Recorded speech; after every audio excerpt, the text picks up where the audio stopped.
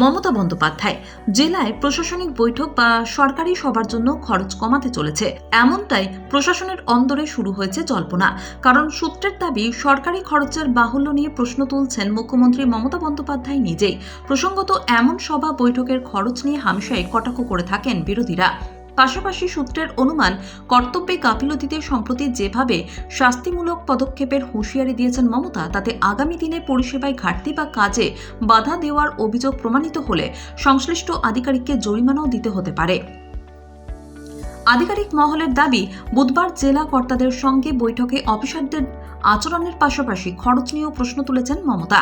জেলা কর্তাদের একাংশ জানাচ্ছেন, কোনো প্রশাসনিক বৈঠক বা সরকারি সভার আয়োজনে কেন কোটি কোটি টাকা খরচ হচ্ছে জানতে চান মুখ্যমন্ত্রী। তোলেন খাবার খরচের বাহুল্যের প্রসঙ্গ। আধিকারিকদের মতে, সভা বা বৈঠকের জন্য বারবার পরিকাঠামো তৈরির বদলে পূর্ত দপ্তরই প্রয়োজনীয় সরঞ্জাম সংগ্রহ করে রাখতে পারে। শুধুমাত্র শ্রমিক নিয়োগ করে সেই সরঞ্জাম ব্যবহার করে পরিকাঠামো তৈরি করা যায়। এক কর্তার কথায়, কিছু জেলায় আগের কয়েকটি প্রশাসনিক বৈঠক বাবদ কয়েক কোটি করে অর্থ বকেয়া রয়েছে, তা ঠিকাদারদের মেটানোর কথা।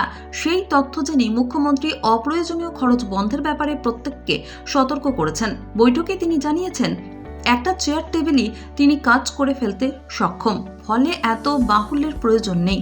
প্রসঙ্গত, অতীতে একাধিকবার এমন প্রশাসনিক বৈঠকগুলির খরচ নিয়ে প্রশ্ন তুলেছেন বিরোধীরা। বিভিন্ন প্রকল্পের বরাদ্দ থেকে এই খরচ করা হচ্ছে বলেও অভিযোগ ছিল তাঁদের। পর্যবেক্ষকদের মতে, দুর্নীতির প্রশ্নে চোর স্লোগান তুলে শাসক পক্ষকে বিরোধীরা কোণঠাসা করতে চাইছে। সেই আবহে বুধবারের ওই বৈঠকে আধিকারিকদের আচরণ সম্পর্কে সতর্ক করেছিলেন মুখ্যমন্ত্রী। এক দুইজনের অনিয়ম দুর্নীতির দায়িত্ব গোটা সরকার নেবে না বলে জানিয়ে দিলেও নিয়ম মেনে কাজে সতর্ক নজর রাখার পরামর্শ বৈঠকেই দিয়েছিলেন তিনি। কাজে গাফিলতি বা পরিষেবা দানে বাধার অভিযোগ প্রমাণিত হলে সংশ্লিষ্ট অফিসারের বিরুদ্ধে আইনত করা পদক্ষেপের হুঁশিয়ারও দিয়েছিলেন মমতা।